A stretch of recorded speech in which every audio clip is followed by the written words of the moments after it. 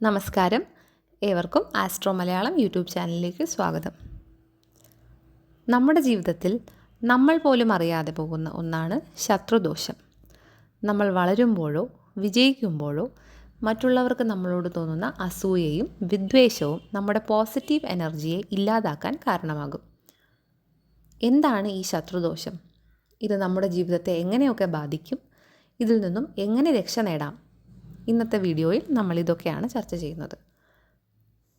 പലപ്പോഴും കാരണങ്ങളില്ലാതെ ജോലി തടസ്സപ്പെടുക, കുടുംബത്തിൽ കലഹങ്ങൾ ഉണ്ടാവുക, ആരോഗ്യ പ്രശ്നങ്ങൾ എന്നിവയൊക്കെ ശത്രുദോഷത്തിൻ്റെ ലക്ഷണങ്ങളാകാം.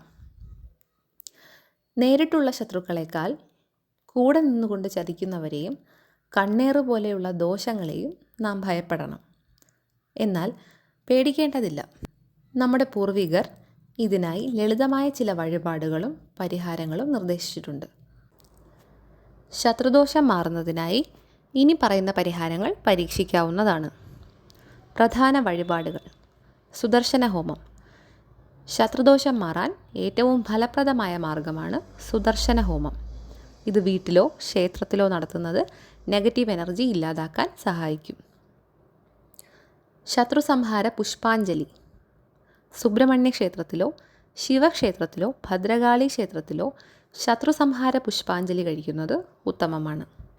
കൂടാതെ ആരാധനയും പ്രാർത്ഥനയും ശത്രുദോഷത്തിന് സഹായകമാണ്. സുബ്രഹ്മണ്യ ആരാധന. ശത്രുക്കളെ ജയിക്കാൻ സുബ്രഹ്മണ്യ സ്വാമിയെ ഭജിക്കുന്നത് വളരെ വിശേഷമാണ്. ചൊവ്വാഴ്ചകളിൽ സുബ്രഹ്മണ്യ ക്ഷേത്ര ദർശനം നടത്തുന്നത് നല്ലതാണ്. ദോഷങ്ങൾ തീർക്കാൻ ഭദ്രകാളി ക്ഷേത്രത്തിൽ കടും പായസം വഴിപാടായി നൽകുന്നതും ഹോമം നടത്തുന്നതും ഗുണകരമാണ്. കൂടാതെ ഹനുമാൻ ചാലിസ ദിവസവും ചൊല്ലുന്നത് ആത്മവിശ്വാസം വർദ്ധിപ്പിക്കുകയും ശത്രുക്കളിൽ നിന്ന് സംരക്ഷണം നൽകുകയും ചെയ്യും. ഇനി ശത്രുദോഷം മാറാൻ ലളിതമായ ചില വീട്ടുവൈദ്യങ്ങൾ നോക്കാം. വൈകുന്നേരങ്ങളിൽ വീട് ഉപ്പുവെള്ളം ഉപയോഗിച്ച് തുടയ്ക്കുന്നത് നെഗറ്റീവ് എനർജി മാറാൻ സഹായിക്കും. കൂടാതെ വീടിൻ്റെ പരിസരത്ത് കരിമഞ്ഞൾ വയ്ക്കുന്നത് കണ്ണേറ് മാറാൻ നല്ലതാണെന്ന് വിശ്വസിക്കപ്പെടുന്നു.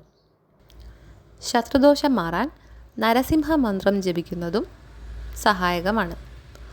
ഉഗ്രം വീരം മഹാവിഷ്ണു എന്ന് തുടങ്ങുന്ന നരസിംഹസ്തുതി ജപിക്കുന്നത് ശത്രുഭയമില്ലാതാക്കാൻ സഹായിക്കും. പ്രാർത്ഥനകൾക്കൊപ്പം തന്നെ നമ്മുടെ വാക്കും പ്രവൃത്തിയും മറ്റുള്ളവരെ വേദനിപ്പിക്കാത്ത രീതിയിലാണെന്ന് ഉറപ്പുവരുത്തുക. നല്ല ചിന്തകളും ആത്മവിശ്വാസവുമാണ് ഏറ്റവും വലിയ പ്രതിരോധം.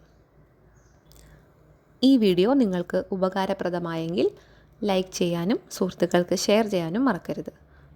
കൂടുതൽ ആത്മീയമായ അറിവുകൾക്കായി ഈ ചാനൽ സബ്സ്ക്രൈബ് ചെയ്യുക. നിങ്ങളുടെ അഭിപ്രായങ്ങളും താഴെ കമൻറ്റ് ചെയ്യുക.